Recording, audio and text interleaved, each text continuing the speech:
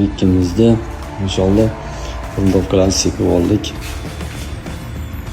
Tom qismlariga, mana shu madarka bo'lgan joylarni hamma qismlariga bundoqqa sepib chiroyli qilib oldik. Sezib bo'lsa buni tomlari almashganligi, yonbosh bo'lganligi ma'lumimiz. Posgan joylardan posgan juda ko'p kommentariy yozgan ekan. Gap yo'q.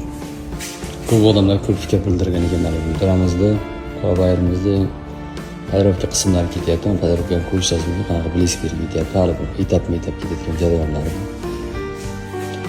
Mehnatchimiz bor, pachka, men orqasini bitib bo'lgan, necha uchimiz. Xo'p. Bundan onlarni kosmetika xizmat kelganlar, toshlarga yeb, stokka ketgan joylarini kosmetika qilib bo'ldi. Bitta har ishini chiroyli qilib, sifatli, grantli qilib beramiz inshaalloh nasib qilsa. Bu mashinamizda ham yonidan diti bo'lib kelgan edi.